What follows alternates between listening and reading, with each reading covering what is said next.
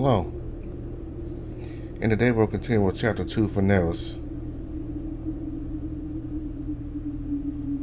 So we're going to go ahead and continue with the extras first.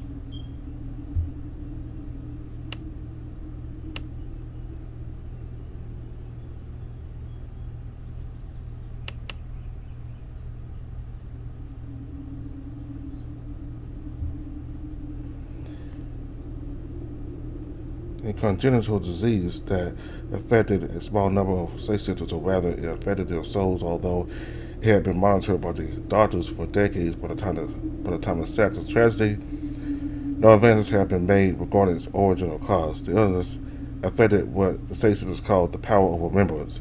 A corporeal being's sense of self is composed by their soul and their essence and their peculiarities. The power of remembrance allow the satyrs to retain their essence and after death, but the soul needs to nullify this, among other symptoms. The first generation of patients aged and died, then their souls were reborn in different bodies with new, although similar personalities and no memories. Despite the second generation patients not aging, their souls still were unable to remember anything about their previous lives. However, one day, all Soulnesia patients became afflicted with a terrible fever, and just 2 months later, all of them had vanished. Their souls weren't ever found in a safe city again.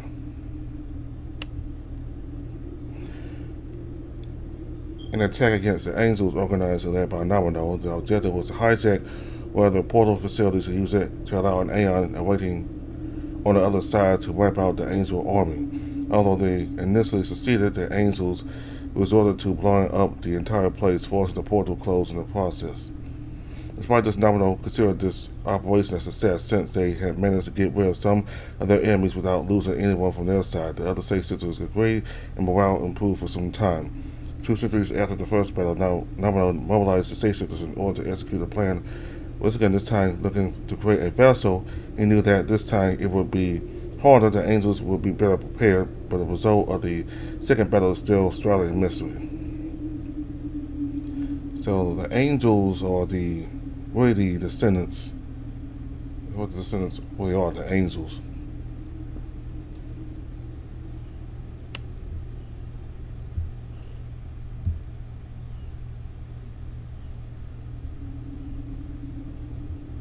Among the many interesting customs and residents of Earth adopted after the Archons established their dominion, there was calling the satyrs demons.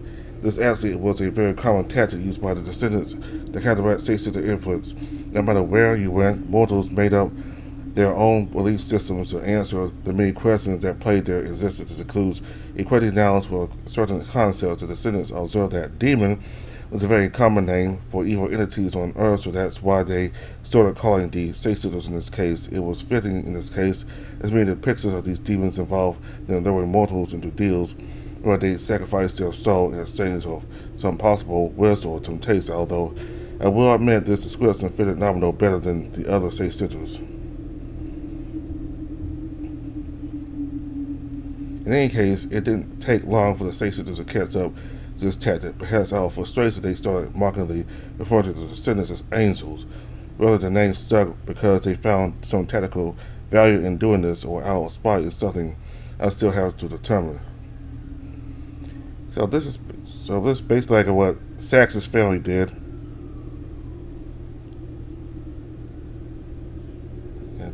So this is basically what Saxon's family did in tricking people into offering them promises and only to renege on them. And Sax got really frustrated and sad with his family about that.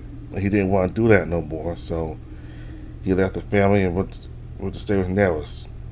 He felt well guilty about having to do that because that's what his family wanted him to do. So we'll cover these last 3 next time.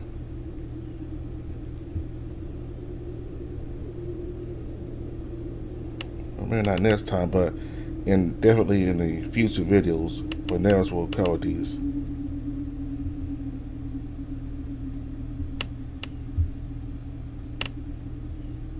Go ahead and continue with Chapter 2.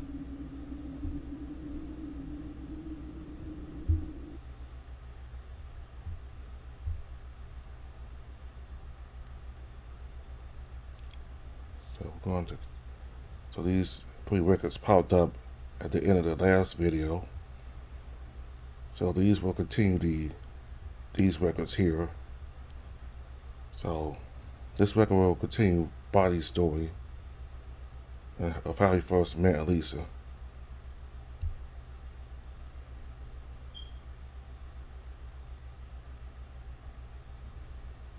And this allows some playback.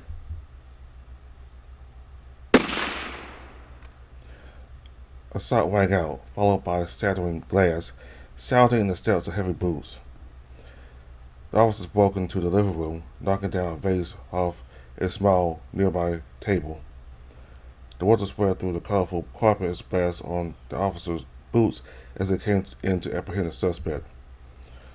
One of them checked on the crocodile lying on the other side of the room. "Heavens, are you all right?" Yes. The crocodile rolled over and his eyes trailed off to the hole in the window. "Let's get you up here." The officer gave Body a hand and congratulated him for solving the crime. He commented about how persuasive the culprit had been when manipulating the witnesses' testimonies, but Body wasn't in the mood for recaps, so after a while he excused himself to go get his pay from the client and start making his way home. He hoped to make it back at a reasonable time to go to bed.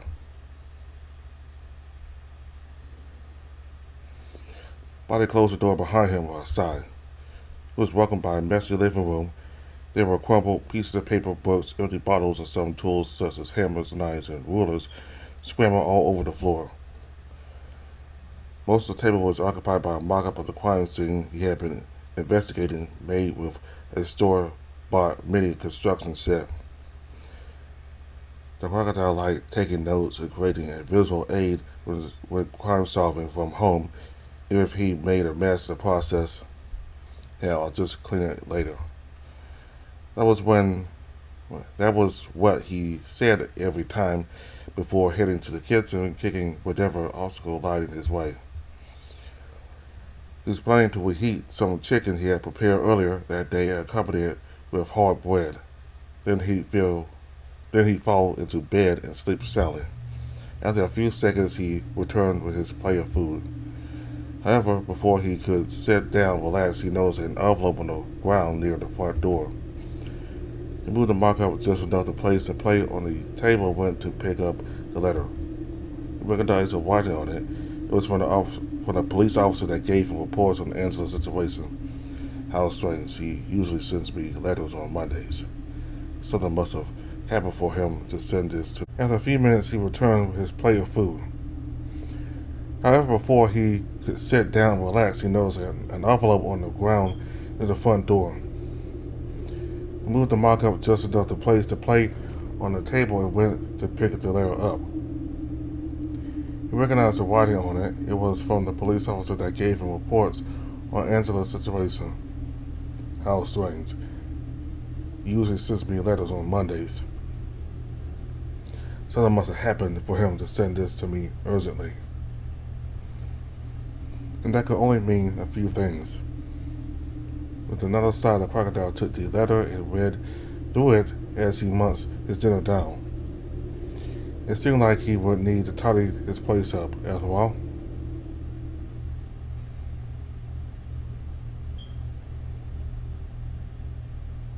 Monty looked back at the little girl whose hand he was holding.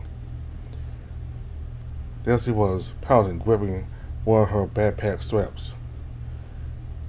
The crocodile let go of her, the fist for his keys, and the girl immediately tried to run away.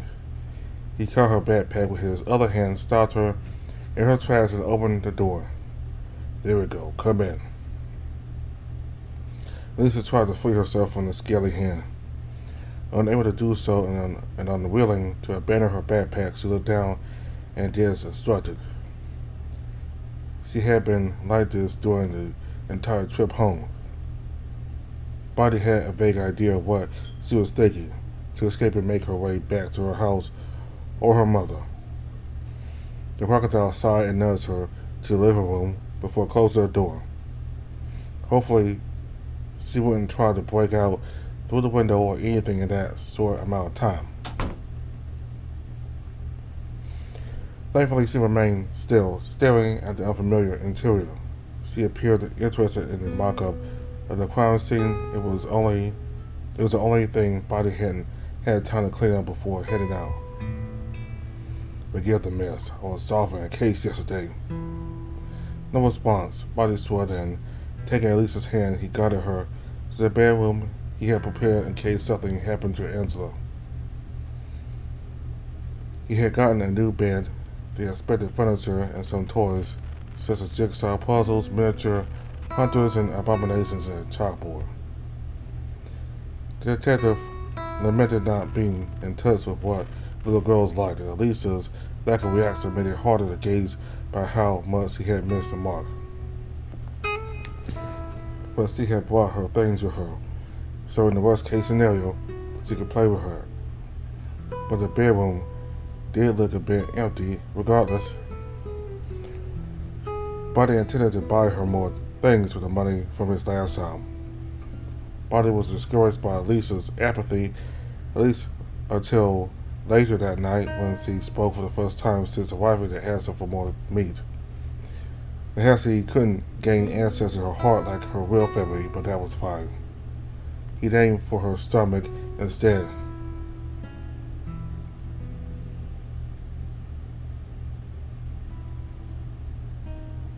Although Elisa soon ceased to try to escape from the crocodile whenever they were outside, such as when taking her to school, she was still unwilling to talk to him about anything but food. Moreover, soon a new problem arose. Body would need to take a new job, which meant he wouldn't be staying at home as much. Angela had mentioned once that Lisa used to hang out with her brother at Earth's church. While he was concerned that the place would bring her unwanted memories, the nun and monks there were the only ones he could turn to for taking care of her while he was away. Still, he had to put aside some talk to walk her to school and then to the church a few hours later. That relatively small change of pace made him feel exhausted at the end of the day. When he picked her up and went back home, he didn't have much time to rest until the girl went to bed. One day, Body woke up to find Lisa sitting in front of his mock-up. She had made a mess of it, changing the room's configuration, adding little hunters here and then. She was trying to add more floors, but she was having trouble lining up the walls properly. Body announced his presence by clearing his throat before approaching her. "Hello, Alicia. Are you playing?" Alicia glanced at him and nodded. "I see. Would you like me to give you some of the little houses I made? I have a lot of them in my room. You could take them apart and make new stuff with them." "Really?" She turned to the crocodile. "Yes, let's play before I go out." After breakfast, Body put aside the mock-up he was using for work and brought from his room boxes containing miniature construction sets. Lisa was delighted to have so much more to play with, although after a while the crocodile left to cook breakfast. Still, it was nice that he had finally gotten a bit closer to her. "Be careful, Body." "Sorry." Body was trying to help Elisa brush her hair that morning, but he was too rough, causing the girl to complain. Although he had made a routine out of helping her get ready for the day, he wasn't used to this. He thought Elisa looked pale and that she didn't feel well, so he had offered an extra hand that morning, which the girl had accepted despite her protest of feeling just fine.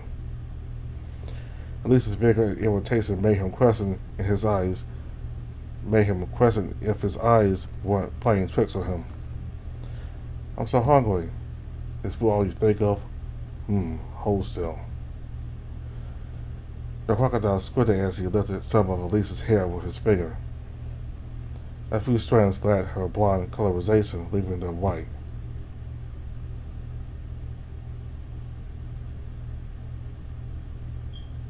Elisa's legs dangled from the stretcher, swinging back and forth as the doctor finished inspecting with his stethoscope. The old human stood up and looked at the crocodile. She's a perfectly healthy child, as far as I can tell. It's the first time I hear of someone's appearance changing so drastically, and in the span of a few days, too. This is a condition that is not too well known nowadays. It's called albinism. Basically, a person can lose the pigment that gives their skin and hair color midway. Do you know of any of her relatives who show similar symptoms? Well, her mother looks like this as well. Then there you have it. She probably inherited it from her mother. Now, there are a few things to look out for. For instance, too much sunlight may impact her negatively, so. Body wasn't convinced by this mumble jumble. How could such a bizarre condition exist in nature? It sounded like the man was describing a vampire to him, leaving out the superhuman strength and longevity. But he had to recognize that Lisa was behaving as usual. He couldn't argue with the doctor's conclusions, so he nodded, and the two of them left after the body paid a fee.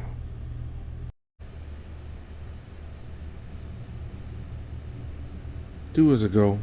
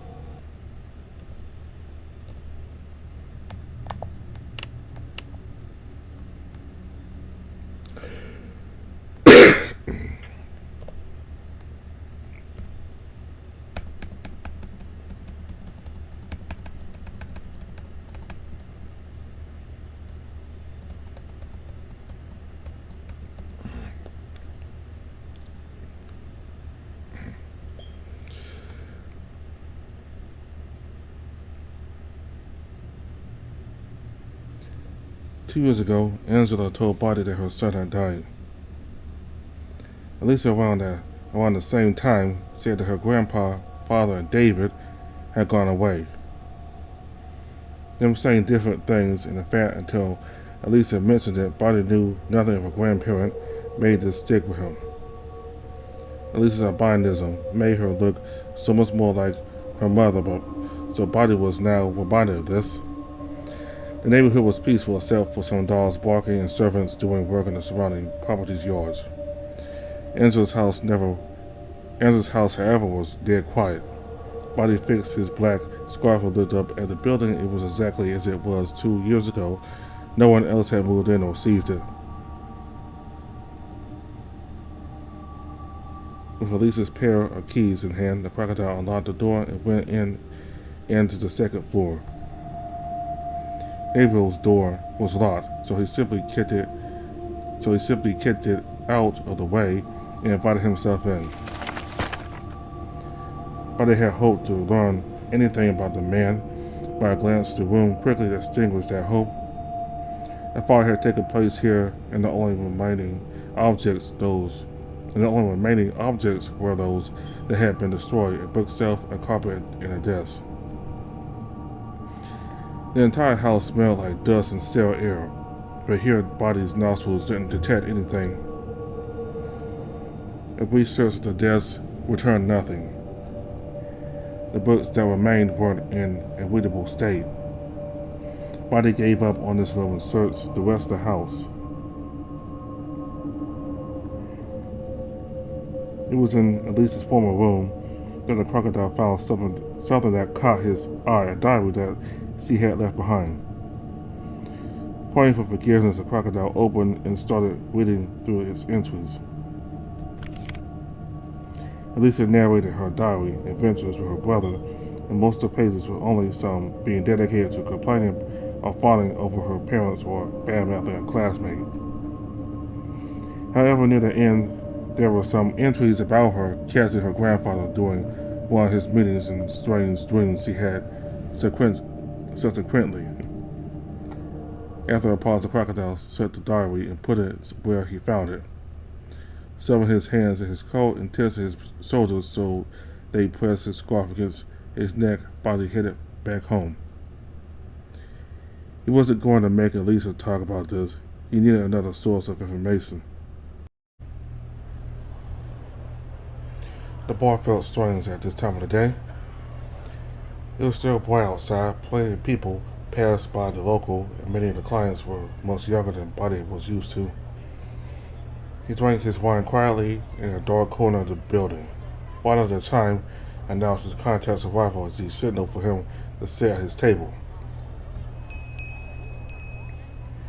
Sorry for the wait. It's been a busy day at work. It seems to be the case lately.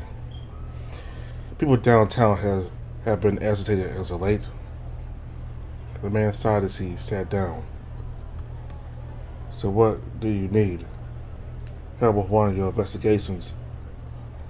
Sorry to disappoint, but this isn't anything to involve the local police in. Do you remember Angela? Of course, you had been watching her for so long.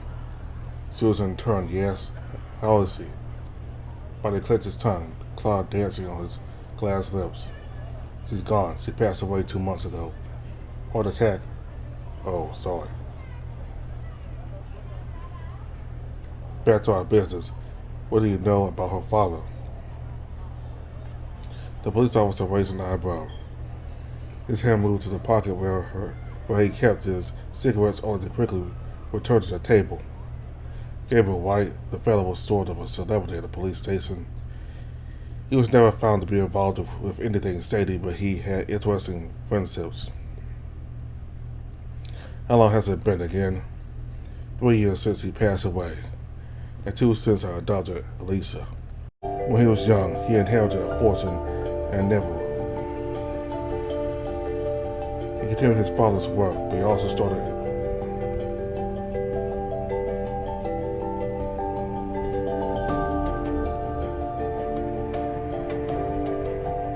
I imagine no evidence of smuggling was found regarding his archaeological projects. The policeman nodded. It was the strangest thing. A couple of characters, like Tony, visited his house, stayed a couple of hours there, and then left, never to return. A lot of rumors started circulating around the guy among the police. Personally, I think he got into archaeology specifically to meet people like this as a pretense. Perhaps what he wanted with them has more to do with his father's company. Yes, but again, we never got to investigate that. Body blank, eyes searching. Why had he never heard this earlier? If Angela did, Gabriel's only remaining relatives were his son-in-law and daughter. Did Gabriel leave behind a will? I understand he was fairly old. Yes. What did it say about Lisa? Nothing. Before he asked, well, wasn't mentioned there either. Then, who is running things now? A so-called David. At least Angela's eldest son, I believe. As Stephen ran up Body's spine, you seem surprised. Why are you asking about all this in any case? I figure you aren't interested in an inheritance from the rich grandfather. The crocodile downed what remained of his wine and shook his head. He told the officer about his visit to Angela's house and his findings, leaving out the bit about the broken door. Calling it a gut feeling, but something is wrong here. What happened to Gabriel? What is he doing? Why did Will and David disappear? Why did Angela talk about David as if he were dead? Has anyone even seen David? All you see is alive? The police officer pursed his lips and crossed his arms over the table. He's alive, without a doubt. I know a couple of people that met him around the time he was in the process of claiming the inheritance. The man looked behind him before straddling up and leaning close to the body. He whispered his next words, but that came as a surprise for us. 3 years ago, we recovered what we initially thought was his corpse alongside Gabriel. It was a young man that perfectly fit his description. Yet no matter how much we looked into it, the man that claimed the inheritance was without a doubt David. So who the hell was that?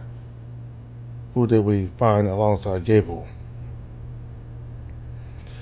Neither of them could make heads or tails of the situation. Body was curious about Wells' activities, but that was all. He wouldn't concern himself with whatever his old friend was up to or the circumstances behind his disappearance. This had happened 3 years ago, so all trolls were cold by now, but more importantly, Body feared what this could mean for Alicia. Perhaps it was for the best that he had no chance to find out the truth, and so he would leave the issue buried and go on with his life. At least that was the plan.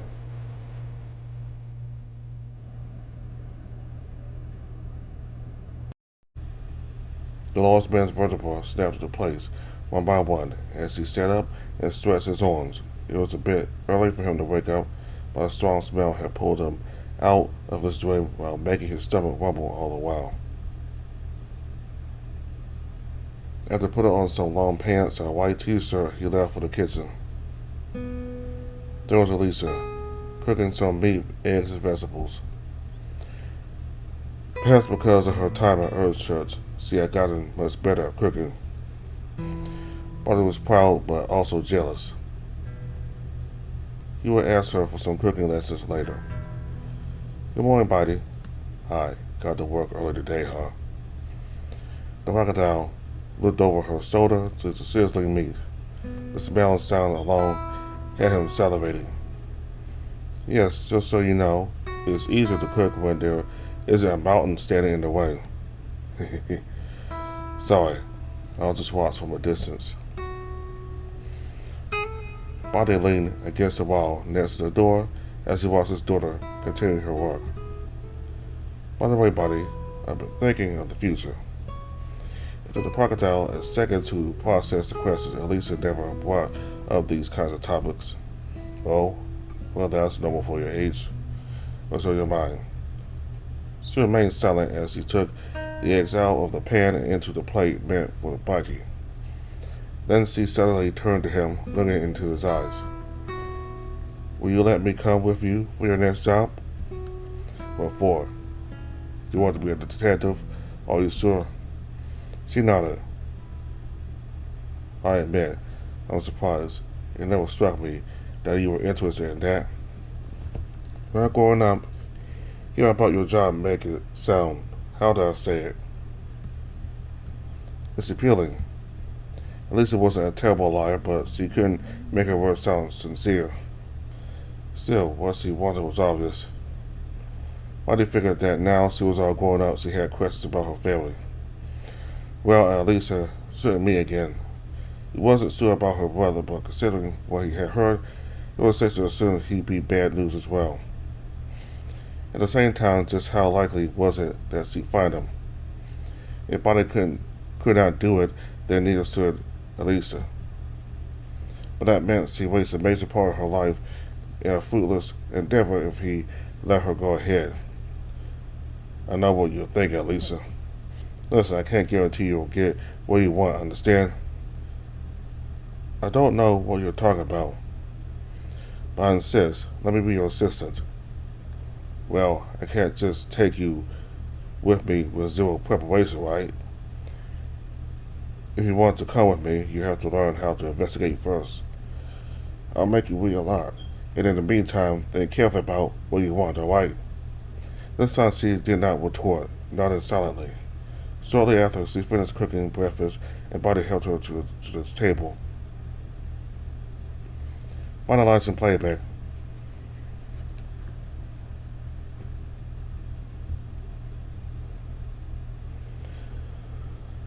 Alright, so apparently her father or her brother, well, her brother's still alive, David, But the mother told Bidey that he was dead. So apparently David's won a company now. So this made Elisa want to find him. And I think that's a big reason why she wants to be a detective. And plus, like towards the end of chapter 1, when Aloys talked him knowing where his about him knowing where her father or brother may be, that's what got her really interested there towards the end there of chapter 1. I wonder how Aloys knows about Will and David being part of Elisa's family.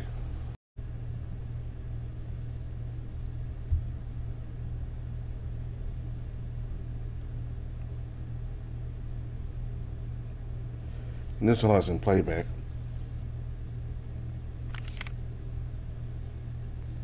I've been thinking about my mother lately, about how she changed after the rest of our family vanished. I don't remember her that well by now, but in retrospect, I realized she probably wasn't very happy with Dad. When both of them were home, David would always try to keep me away for as much time as he could. She and Dad slept in different rooms. We never ate together. But she was always kind to me and tried to force a smile, so I thought she was happy. I think the first time I ever saw her being happy was after everyone vanished. Her family suddenly being broken like that is sad, but she seemed so relieved, like a weight had been lifted off her shoulders. She started spoiling me a lot more and taking me out to play or eat. But then she started changing again after around the time her skin and hair became white and her eyes red. It said she looked like just like Grandpa as she forced a laugh. She started getting loopy, forgetting things, thinking Dad and David were still around, taking me to Grandpa's funeral when it had already been months since then. And she started getting violent outbursts. She said that a voice talked to her and that it even had a name, although I can't recall it now. Her health declined very quickly. It was very creepy to see her transform like that. Not just because of how she changed, but because, upon further thought, she acted just like Grandpa used to. David told me about Grandpa when he was young and how he had become a different person after our great-grandfather passed. Back then, David said that Grandpa heard voices. I thought it was a joke, but when I put that together with Mom's ramblings and how similar their situations were, it paints a creepy picture. Especially because I hear it too. Whenever I go to Earth Church to hear whispers. Sometimes I look over my shoulder thinking someone's trying to talk to me, but there's no one behind me. And I want what happened to Grandpa bound to happen to me. I wish Dad was here, if only to ask him what the meaning of this is. David knew more than he let on, so there's a chance Dad does as well. I'm not sure, but I might try to track him down. I just don't want to wither as Mom and Grandpa did.